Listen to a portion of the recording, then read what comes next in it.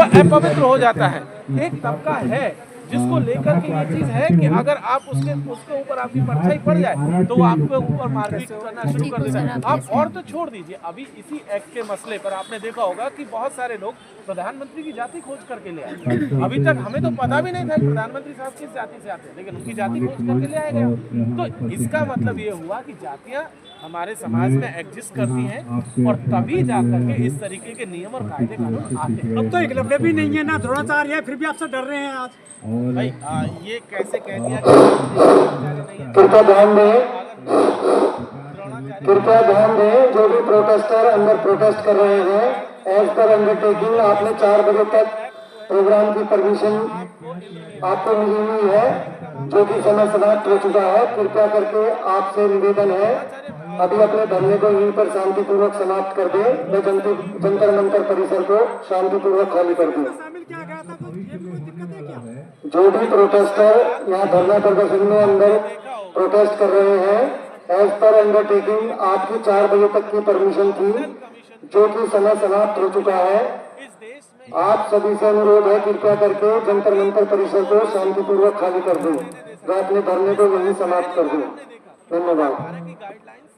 ST/SC को शामिल किया गया था, वहाँ ओबीसी नहीं था, लेकिन हमने देखा 2012 के बाद में ओबीसी के लेकर के भी उनके साथ भी जातीय उत्पीड़न हुआ, तो यहाँ जाकर के ओबीसी को शामिल किया गया और यही बात शायद उन्हें चुभी है। असल चीज यही है कि ओबीसी उन्हें ST/SC के साथ नहीं देखना पसंद था। उन्हें लगता था कि ओबीसी उनका गुलाम, उनके लिए लठैती करेगा और वो ST/SC के खिलाफ हो जाएगा, मुसलमान के खिलाफ हो जाएगा। लेकिन पहली बार जो है उन्हें इस एक्ट के जरिए समझ में आया कि जो है ST/SC ओबीसी एक तरफ। तो पीएम साहब खुद वहाँ ओबीसी 12 साल से राज कर रहे हैं देश में, वो तो लेकिन पद नहीं भरे गए ओबीसी के देश में। देखिए सिर्फ ओबीसी के सिर्फ पदों की मामले में ST/SC के पदों को भी देखेंगे तो वो भी खाली, और वो तमाम जिस डाइवर्सिटी की हम लोग बात करें वो पूरे देश के भीतर वो डाइवर्सिटी का मसला है। और इसीलिए हम लोग लगातार इन बातों को कह रहे हैं कि कैंपसेज में जो है ना हो रहा है, कैंपसेज में जो सीटों को वैकेंट छोड़ा जा रहा है, जो बैकलॉग में जो अलग अलग डिपार्टमेंट में मसला है, उन तमाम चीजों पर एक्शन लिया जाए। इसीलिए हम लोग इस तरीके की बातों को कह रहे थे कि सत्ता अगर लानी है तो आपको एक तरफ भेदभाव को रोकना भी पड़ेगा और दूसरी तरफ हिस्सेदारी देनी पड़ेगी। वो नौकरियों में हो, वो विश्वविद्यालय में हो, तमाम जो है आपके रिसोर्सेज में हो, और उसी की लड़ाई हम लोग लड़ रहे हैं। एक नया शब्द है NFS, नॉट फॉर सुटेबल, इससे क्या समझते हैं? देखिए नॉट फाउंड सुटेबल लगभग 10-15 साल पुरानी ये कहानी है। जैसे ही ओबीसी रिजर्वेशन इस देश के कैंपसेज में लागू हुआ, तुरंत ये काम जो है पॉइंट किया गया, क्योंकि सिस्टम में लोगों को नहीं घुसने देना था, पिछड़ों को नहीं घुसने देना था, दलितों को नहीं, क्योंकि सेंट्रल यूनिवर्सिटीज के मामले में देखेंगे तो ST/SC को भी रिजर्वेशन 1997 में मिला था, ओबीसी को रिजर्वेशन 2010 के बाद मिला। तो ST/SC तो बहुत कम था नंबर में, वो तो बहुत बड़ा जो आ रहा था, लेकिन ओबीसी क्योंकि उसकी जनसंख्या ज्यादा और उसका हिस्सा भी ज्यादा था, 27%, तो उसे रोकने के लिए टर्म पॉइंट किया गया NFS, नॉट फाउंड सूटेबल। ठीक है, नो कैंडिडेट अवेलेबल भी एक कैटेगरी चलती है। ठीक है, तो इस तरीके की चीजें चल रही हैं और वो दरअसल हिस्सेदारी से डिनाई करने का ये प्रयास।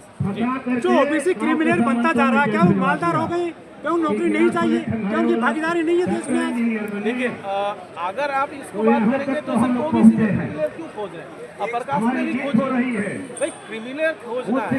कहाँ प्रदर्शन कर रहे हैं सर? वो कहीं आते नहीं प्रदर्शन करने में। एक चीज आप देखिए, इस देश में अगर मैं और आप जैसे मैदान में हैं तो ये मान के चलिए हम अपने समाज की रिप्रेजेंट कर रहे हैं और तमाम लोग यहाँ मौजूद हैं वो अपने समाज की रिप्रेजेंट कर रहे हैं। तो वो ऐसा नहीं है कि उनके लोग नहीं है, वो सारे लोग यहाँ पर मौजूद हैं, चाहे ST हो, SC को हो, OBC हो, तमाम लोग यहाँ पर मौजूद हैं। इसीलिए यहाँ पर आप देखेंगे मसला सिर्फ क्रिमिनल का नहीं है, मसला ये है कि जाति के आधार पर जो भेदभाव हो रहा है उसे किस तरीके से रोका जाए, इन कैंपसेज में समता किस तरीके से लाई जाए, इन कैंपसेज में बराबरी कैसे लाई जाए, इन कैंपसेज में हिस्सेदारी कैसे लाई जाए, इन कैंपसेज के भीतर ST/SC OBC को किस तरीके से बराबरी का हक और हुकूक मिले, इसी की लड़ाई।